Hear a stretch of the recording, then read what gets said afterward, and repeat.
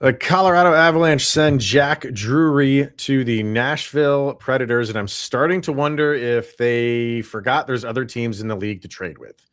Well, let's talk about a new episode of Locked On Avalanche.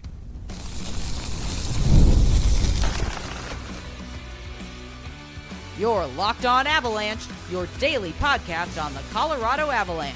Part of the Locked On Podcast Network, your team every day. All right, everybody, welcome to another episode of Locked On Avalanche, part of the Locked On Podcast Network, your team every day. I'm your host, Chris Micieli. Joining me, as always, Mr. Zach Pearson. On today's episode, we're going to get to Martin Nečas' season grade, some other things going on around the league. We did have, other than this Avs trade, there was one other trade, so the trade train keeps rolling, and a signing as well. So we'll get into some more league news. But yeah, where we're going to start today is obviously the trade involving the Colorado Avalanche and once again the Nashville Predators. Chris MacFarland is dipping into his old team right off the bat. We got two trades, both of them with Nashville, both of them for depth players, both guys that we didn't necessarily want to lose, but you kind of understand why. The first one, obviously, Ross Colton. This one, Jack Drury. And again, like I said, you knew you didn't want to lose him, but it was kind of becoming evident that you were going to. And here I'll throw up the trade if you're watching on YouTube, just so we can get the details of it. There you go. So Drury and Chase Bradley and a 2029 third round pick go to Nashville. The Avalanche get in return Zachary, LaRue, and Fedor, Svechkov. Both forwards, both young players, both in total, not what Jack Drury is going to command. So lots to unpack here. Give me your thoughts. Initially, I was kind of surprised because like you said, we didn't really expect Jack Drury to go. He's a guy we would have liked to hold on to. And we talked about it when we talked about his season grade. Like, this is a guy that we can see staying around, being the fourth line guy for the Avalanche for a while. I thought that was going to work out, but my suspicion now is that in his restricted free agent status, he's kind of looking at some dollars that the Avalanche just don't have available. Right. And we know Chris MacFarland organized the trade that brought him here originally. MacFarland obviously likes the guy, thinks he's going to fit well on a team that he's in charge of, and can offer him those dollars right now. So in that sense, the trade makes some sense. Again, at first I was kind of like, man, I'm not totally certain. Then I looked. Svechkov profiles as a good two-way depth defenseman, possibly even middle six, which, if he can reach that upside and he can be a middle six guy, defensively sound, good two-way all-around player, I'll be thrilled. Mm-hmm. That's at least his scouting profile. I haven't looked at this before right now. This card that you just threw up, if you're watching on YouTube, that does not look like what I just described. Although his defense did go up year over year, so that's good. Right. But I wasn't necessarily too disappointed in that, especially at just the 1.25, right? 1.25 million for the next 2 years. Right. LaRue, I'm more interested in after seeing some more kind of what he has the potential to, if he can just not get suspended, which he seems to like to do. So it's difficult trusting a guy named Zach, I know. So we're going to have to get past that. But I like, and this card is a lot better. This makes me feel a little bit better about what can happen. And again, at $875,000 for the next 2 years, you're coming in at a total of like $2.1-ish million for 2 years, where Drury's about to make a heck of a lot more than that. And you still have 4 UFAs and an RFA to get done. Yep. So, I mean, like you said, for the Drury part, stinks. It stinks that you lose him because he's one of the best fourth line depth centers in the entire league. He's fantastic at faceoffs, great defensive forward. He did so much for this team, checked so many boxes, and you loved what he did for you. You wanted to have him around. By all accounts, the Avs tried all season long to get an extension done with him, and it was just declined the whole way through. And it's just going to be too much money. I mean, you're thinking probably in the 4 range minimally. Like, and the Avs just do not have the luxury to spend that much money on him. You would have loved to do that, but you can't. Okay, so what do we have to do? You know, the guys that they bring in, both of these guys were first round picks. So that still holds some value for young guys, because everybody's on a different path of production and you know, becoming an NHL. Everybody, you know, that's different for everybody. I'm not trying to make excuses for these guys, but it's just the reality of it. You know, the way Nathan MacKinnon came onto the scene is completely different than anybody else. So I'm not trying to compare these guys to Nathan MacKinnon. Please don't put words in my mouth. I'm just it's a different projection for everybody. These two are curious. Yeah. Like, and you know, first of all, I should say, like, I go back to putting faith in Joe Sakic that they know what they're doing.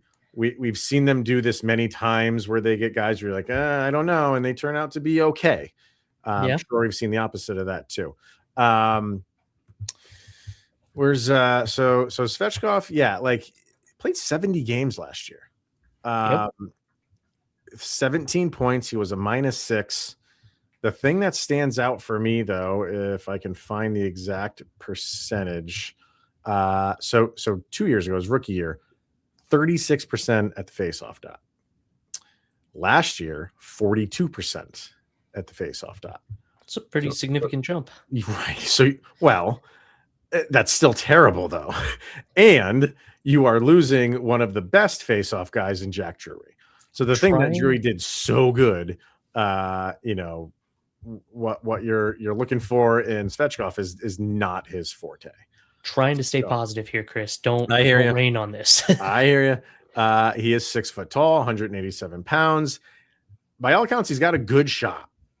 By all accounts, like those numbers for his points are low and not what they should be at. I'm not saying this guy is a 50-point scorer or anything like that, but apparently he has a pretty lethal wrist shot and can surprise you. If you put him on an offensive-minded team, maybe you can unlock something there. Who knows? We'll have to wait and see. LaRue is a wild card for me. I read up on him a lot on his draft year because it was pretty fascinating, just his story, because he was suspended. Well, I'll tell you how many times he was suspended. So he's played in the Quebec Major Junior Hockey League. He's played the AHL and he's played in the NHL. Here's a list of his suspensions. In the queue: unsportsmanlike conduct, 3 games; high sticking, 3 games; unsportsmanlike conduct, 2 games; fighting violations, 4 games; high sticking, 4 games; another high sticking, 6 games. It was an aggressor for 1 game; a staged fight, 3 games; and then a fan altercation where he swung a hockey stick at a fan, 10 games. That's just in the queue. In the AHL, a sucker punch for 2 games, another fight for 1 game. And then we get to the NHL and he gets 3 games for a slew foot. It is a problem. That is a trend. It is. This is not someone that the Avalanche typically go after. It is not. I was talking to Ann, former host of Locked On Predators, and she said, like, she's interviewed him. Like, he's one of those that's like, he's a good kid. He's like one of those guys, like, off the ice. It's like, what are you doing on? Like, the on ice personality and off ice personality aren't matching up. Something just twitches in his head when he gets out on the ice, and it becomes just the Hulk. In one regard, that's not the worst. Like that, the Avs are looking for that. The Avs are looking for some snarl, and he will give it to you. He like that. Like Avs are not soft with him out on the ice. So you like that aspect. You just need him to rein it in because he's one of those guys where, like I said, just something, if someone's getting under his skin, he can't walk away from it. And you cannot have a guy on this team that is getting suspended for stuff like this because, I mean, he's got a track record overall, and he's already been suspended by the NHL. So if something happens where it goes, to the league and like, well, technically he's got a history. Here we are already starting with. So I'm more than willing to give him a shot, more than willing, and put him in a new situation under guys like Gabe Landeskog, under guys like Nathan MacKinnon, who will not stand for that crap. Gabe, I think, is going to be the key here. And that's what I was about to bring up is, a guy like this probably benefits from a captain like Gabe Landeskog more than some other people might benefit from a captain like Gabe Landeskog. Absolutely. Playing under Gabe could very well help, even if it's not permanently with the Avalanche, but help this kid's career like stay on a track to be consistently in the NHL. And obviously we praise Landy all the time, but I think that's a fair statement to put out there because he is really good at getting that best side of people out of people and what you need on the ice in addition to it. He's not going to be like, oh, shut it down and go soft. But Landeskog knows how to get you to do what you need to do. Right. And this team has shown repeatedly. I mean, we showed it against Minnesota and a bit against LA. LA, especially in the playoffs, tried to bait you into some stuff, and you just sort of let it roll off. Yeah. And he's not the type to do that, but he needs to learn how to do that. That's, and again, going back to what I was talking with Ann with, she says, like, he owns all of this. He is not the type to be like somebody else's fault. He understands that he can't act this way. He is trying. To me, that's a good starting point. Yeah. But now it's let your actions do the talking. And you've had enough. You've had enough suspensions. So let's see the other side of it. Yep. Give him a shot. I will absolutely give him a shot. New team, new captain, new coaching set. Like he could be something. Both of these guys could be something. And I think that's where fans right now are like, we knew what we had with Drury and we were kind of happy with that. Okay. We can't sign him. It's tough to say, like, these guys have a lot to live up to for Jack Drury, who wasn't really here for that long, but made an impression. Yeah. They do. They have a lot they have big shoes to fill. And yeah, we'll see. But they got him for total for much less money than whatever Drury's going to sign for, and for a couple years.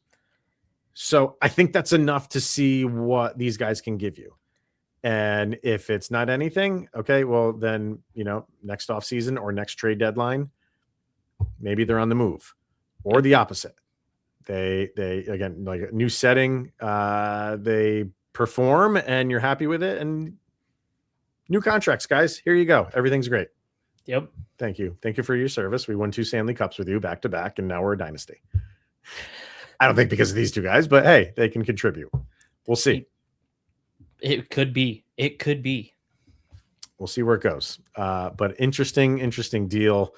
And I do want to throw out real quick. Yeah. I'm a little disappointed to give up a 3rd round draft pick to go with part of this, only because we have so few draft picks. It's not a huge deal, which is why I just wanted to slide it in at the end there. Yeah. But I wish we didn't have to, but I'll live with it. Yeah, I know. I'm with you. I just hate giving up any draft pick right now because, like you said, just have so few. Exactly. So, but yeah, do what you got to do. Exactly. Yep. All right. I was going to say, I doesn't seem like Nashville fans are too happy with this trade, believe it or not. It doesn't seem like they are. Typically makes you feel good. So if the opposing fan base doesn't like the trade that you're involved in, you got to take some solace in that. Yeah. Yep. So, all right, let's get our break in. And when we get back from that, we will look into some other, another trade and signings that happened around the league. And then a bonkers proposal of what Bo Byram wants on his next contract. We'll do all that next. All right, let's hear from Odoo. We got running a business. It shouldn't feel like you're trying to connect a bunch of systems that were never designed to work together. One app for accounting, another for inventory, another for sales, and somehow none of them talk to each other. And that's where Odoo comes in. Odoo is an all-in-one business management software that brings every part of your business together in one powerful platform, from sales and accounting to inventory and marketing. Everything works in one place, helping your team move faster, stay organized, and focused on growing the business instead of managing software. The best organizations know that success isn't just about talent. It's about having everyone working towards the same goal. And that's true in sports, just like in business. Great organizations win because operations matter. And that's what you get with Odoo. Try it for free today at odoo.com/lockedon. That's odoo.com/lockedon. Go check out Odoo today. Also brought to you by HIMS, because ED is way more common than most guys think, and millions of men deal with it at some point. HIMS offers a simple, convenient way to take care of your health by connecting you with licensed healthcare providers online and giving you access to personalized treatment options from the comfort of your home. No awkward appointments, no pharmacy lines, just a straightforward process designed to make getting care easier. Taking care of yourself shouldn't feel complicated, and HIMS makes the process private and easy. And in healthcare, it's healthcare built around your schedule and your comfort. Because when something is already uncomfortable to talk about, the last thing that you want is a complicated process. Having the ability to start online from home makes taking that first step feel much more manageable. To get simple online access to personalized, affordable care for ED, hair loss, weight loss, and more, visit hims.com/lockedonnhl. That's hims.com/lockedonnhl for your free online visit. hims.com/lockedonnhl. Sildenafil is a generic version of Viagra. Viagra is a registered trademark of Viatris Specialty LLC. HIMS is not affiliated or endorsed by Viatris. So go check out HIMS today.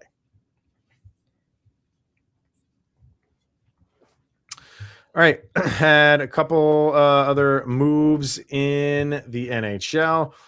You had another trade with the Buffalo Sabres. They had a trade and a signing. Yep.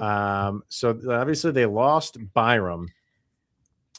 And then they announced that Alex Tuch would not be back. And it wasn't known right away like where he would be going, but it sounded like there was going to be a sign and trade on the horizon. And that's exactly what happened. So Alex Tuch goes to the Buffalo Sabres, send Alex Tuch to the Washington Capitals, who are making some moves in this offseason. Yeah, they are. Not only that, because like I said, it was a sign and trade. So they sign him to it was 8 years, $10.5 million AAV. Yep. What do you think about that? I was really surprised. I mean, I don't necessarily disagree with the AAV, and I don't necessarily disagree with the term, but I don't agree with the AAV and the term merged together. 8 years at 10.5 for a 30-year-old is an intense move to make.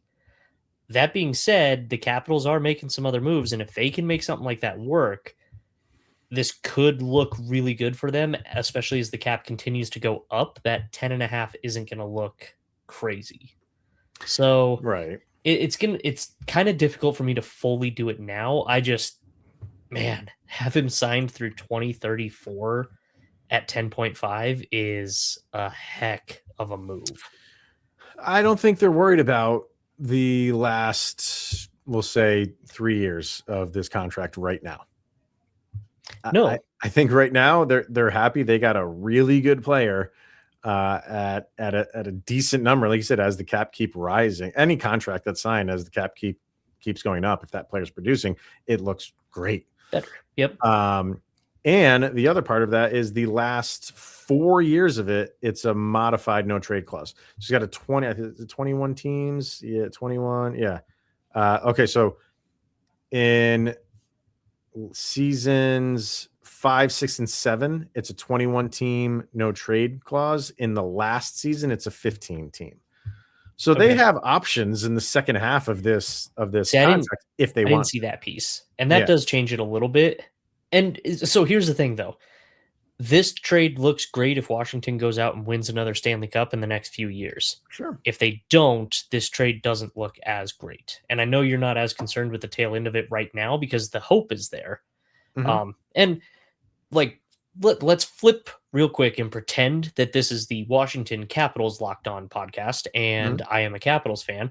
I would probably be sitting here going, love it, because I don't care about 4 years from now. I care about the next few years. He's going to produce, and he probably will. So that's a more than fair assessment. Sure. Yeah. I think, like I said, today, I think it's a good move for Washington.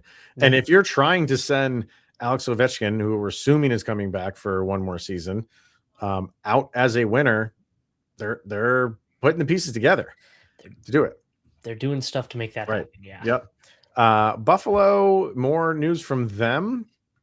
They got a signing, and it's a really good one, and which is good for them because it's like, okay, we sent out Bo Byram, got a great return. I'm not saying like they didn't get an incredible return on that, but their players were leaving. At least 2 of them were, but they kept one around, and that was Zach Benson. He signs a 7-year, $52.5 million deal.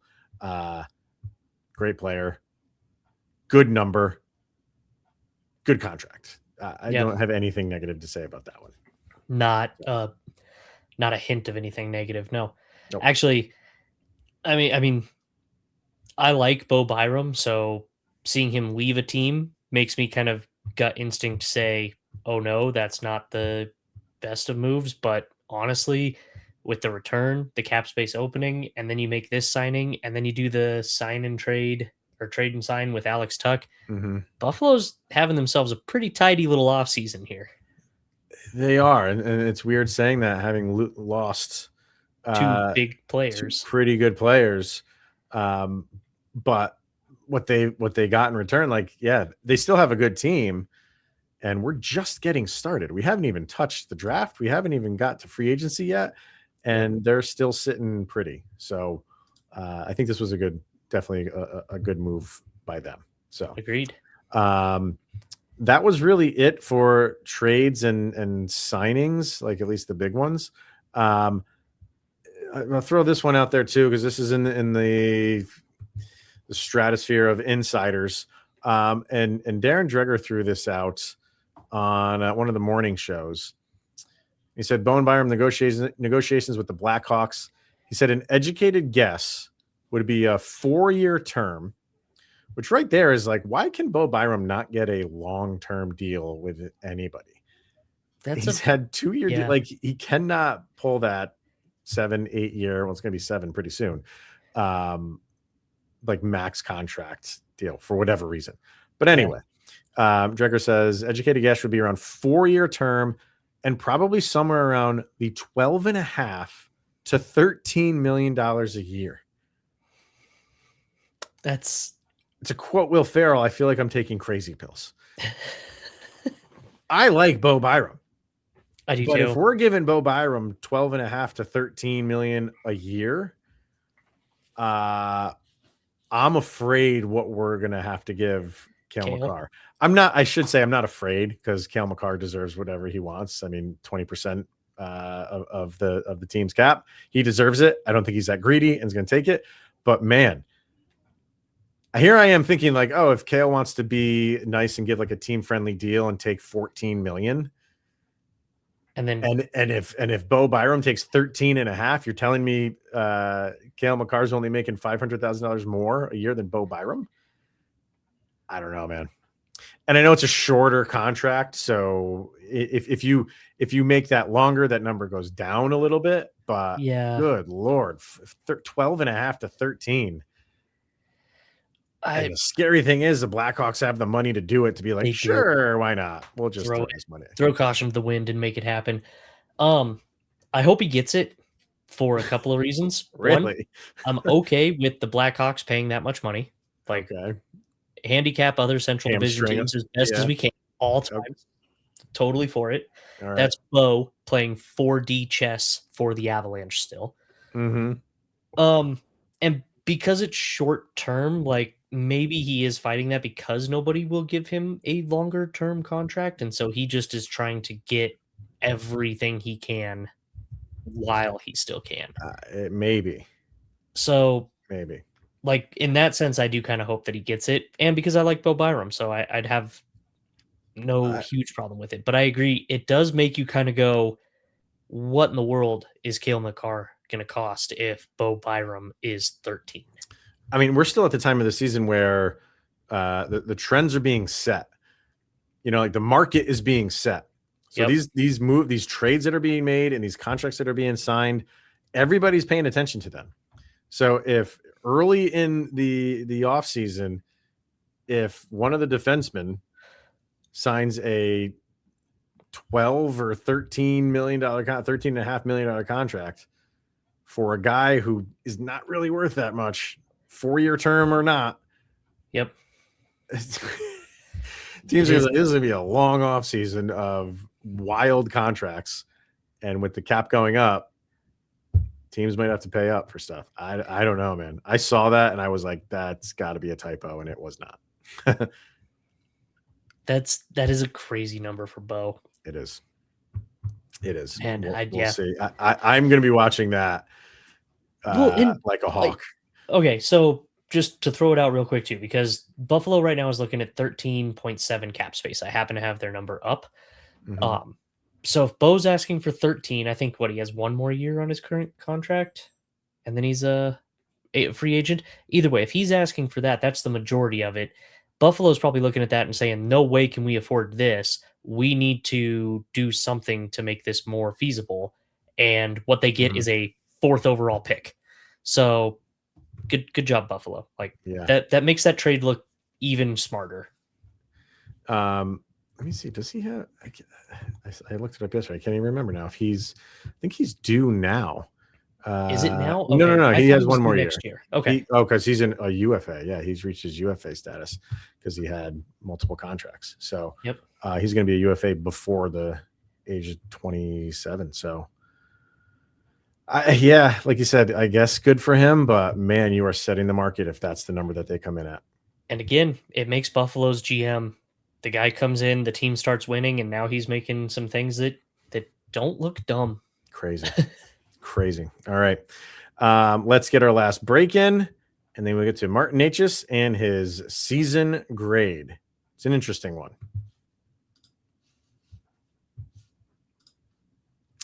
All right, we got 5 Hour Energy. If you got a sweet tooth like I do, you know how tough it is to find that perfect treat without all of the sugar.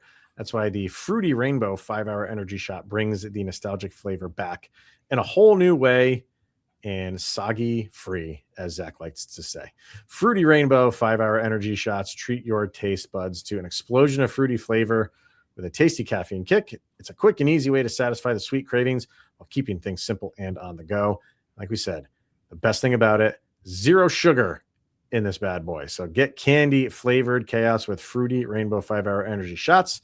They're available online right now at 5hourenergy.com, or go pick them up at Amazon. Also, Game Time, brought to you by Game Time. There are more live events than ever worth seeing right now. Games, concerts, comedy shows, and festivals. The hard part usually isn't deciding what you want to attend. It's actually getting the tickets. Between long wait times, confusing checkout prices, and confusing checkout processes as well, surprise fees, buying tickets can sometimes feel harder than it should. That's why so many fans are turning to Game Time. It's the app. It's built to make buying tickets simple with upfront pricing, seat views before you buy, and exclusive saving opportunities that help you get to the events that you want to see without the usual hassle.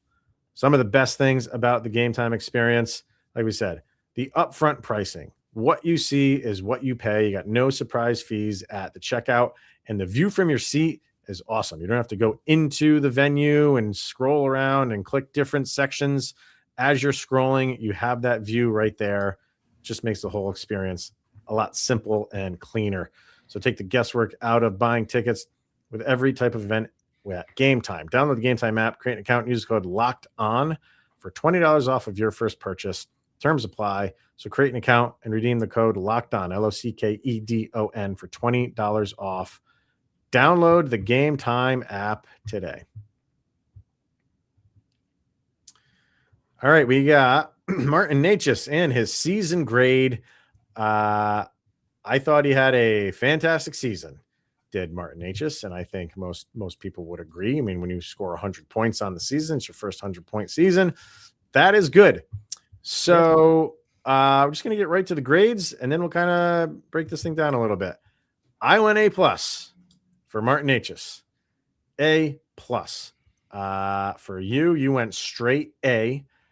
Twitter, Instagram, and our Discord crew went A. Subtext went B. And consensus B. Everybody on subtext went B. There were no votes for A. There were no votes for C. Everybody, 100% B on subtext. That surprised me a little bit. Mayor Vargar got to him. He had influence. The election. Yeah. He's out. He's he's running for election, so he's campaigning. So he got everybody behind him. B though, that's what's impressive.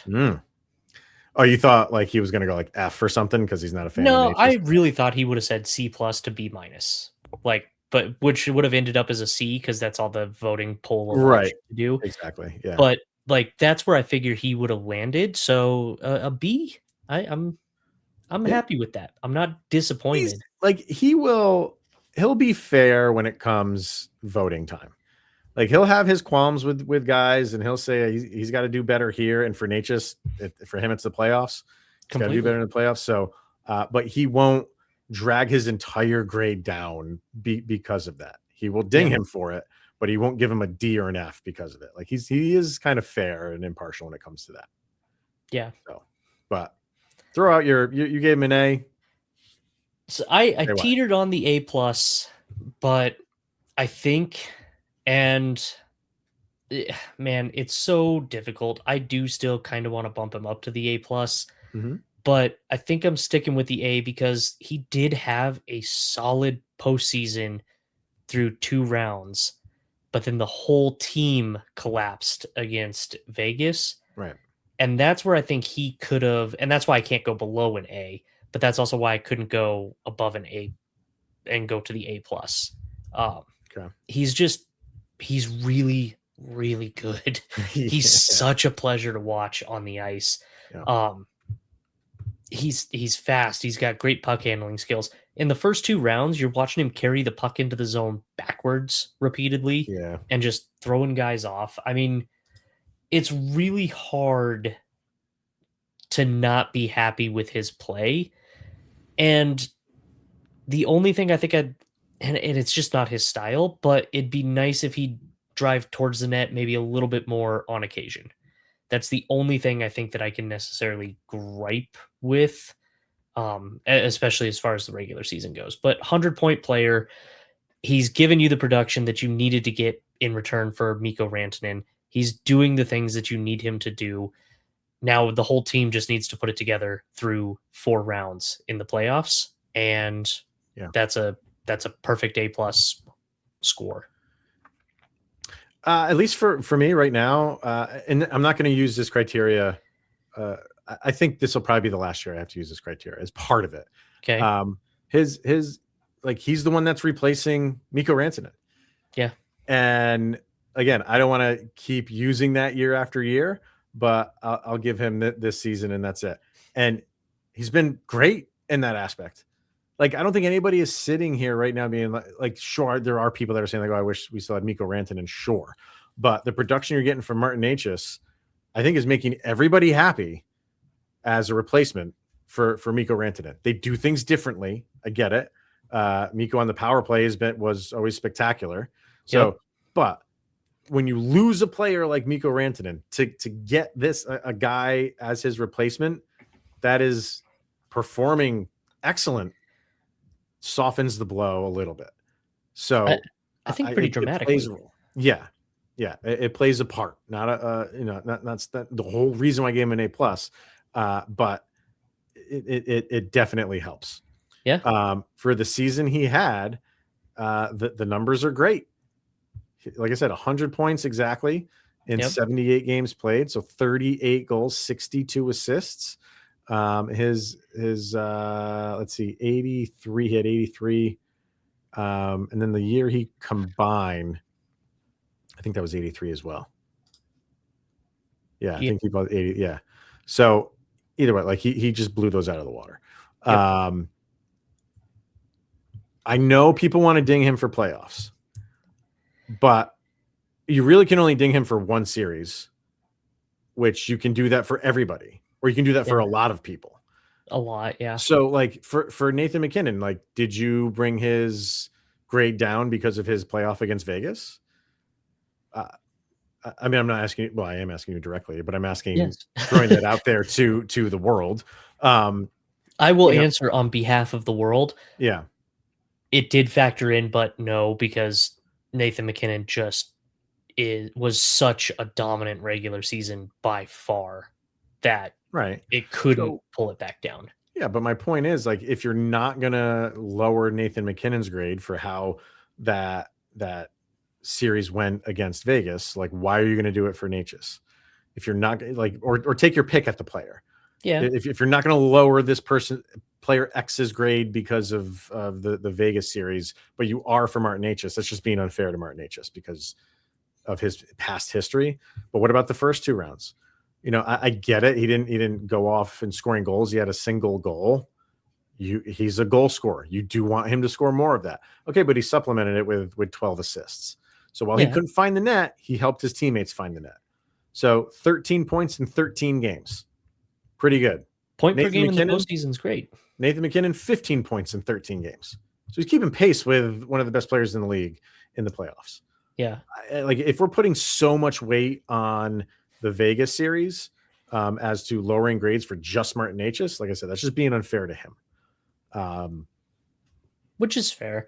It's fair. But on the other side of that, you need him to be one of the guys to rise above and help you win that series too. Like, he's in that role. Yeah. He's in that role too. That's the thing. Once you hit, you're a 100-point player on a President's Trophy winning team, and you have one goal in the postseason. I know you got the points. The points are nice. But as a goal scorer, I need those two, especially in series where we lost. But and that's the thing. The Vegas series was basically all one-goal games. I mean, take out the empty netters, and that's essentially what you were looking at. He pops a couple in, and we might be looking at a completely different outcome for the postseason. Mm-hmm. So, yeah, I think, like I said, it's difficult for me, but I had to settle on just the flat A. It's all right. I mean, I'm not going to complain about that. That's right. That's a very good grade. We got his J Fresh card up here. It's a great card. That even strength the defense number shocked me. Not that I think he's like this spectacular defensive forward, but 6%. I think MacKinnon wasn't MacKinnon like 30 or 32 or something like that, but not this. But really surprised me that it was that low. But everything else, great. You want to see that power play number go up. If you have a good year on the power play, all these boxes minus the defense box are top of the league. Yeah. So you are happy. But man, and look on the right-hand side, that defense line. I know he's not, like I said, I know he's not much of a defensive forward, but you know, his last 3 years, that line's on the bottom. Yeah. So, okay.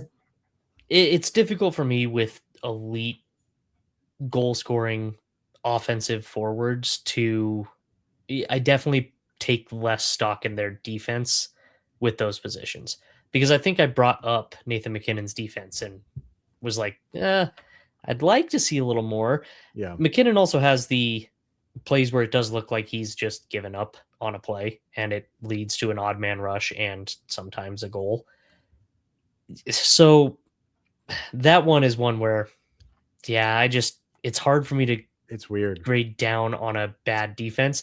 But then you look at a 6% even strength defense and you're like, oof, It's rough. that is rough. Because you're right about MacKinnon. Like, he puts so much energy into the offensive side of things. And when there's a turnover, I think just the wind is out of his sails and he's like, oh, I got to get back.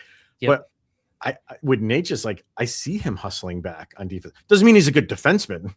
Yeah. But I see him like busting his tail to get back on defense. It's just, the visual aspect of it, but is what it is, I guess. You want to see that number come up too. But yep. Overall, loved it.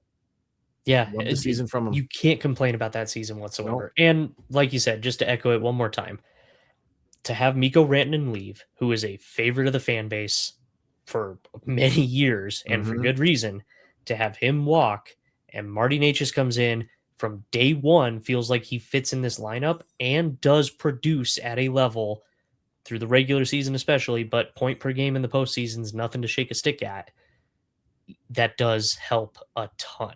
Yep. You do feel a lot better. And he's clearly going to cost you less per year than Bo Byram will cost the Chicago Blackhawks. Maybe. Wow. That's going to be a wild one. So, yes, absolutely. Well said. All right. That is going to wrap it up for today. So, we will be back tomorrow. If we got more moves, we're going to be talking about it. So, make sure you are tuned in to that one. But for this one, thank you for tuning in and making it your first listen of the day. It is always appreciated. He is Mr. Zach Pearson. I am Chris Micieli. It's the Locked On Avalanche podcast. And we'll see you guys tomorrow, where you just made it through another 24 hours. You are that much closer to next season's puck drop.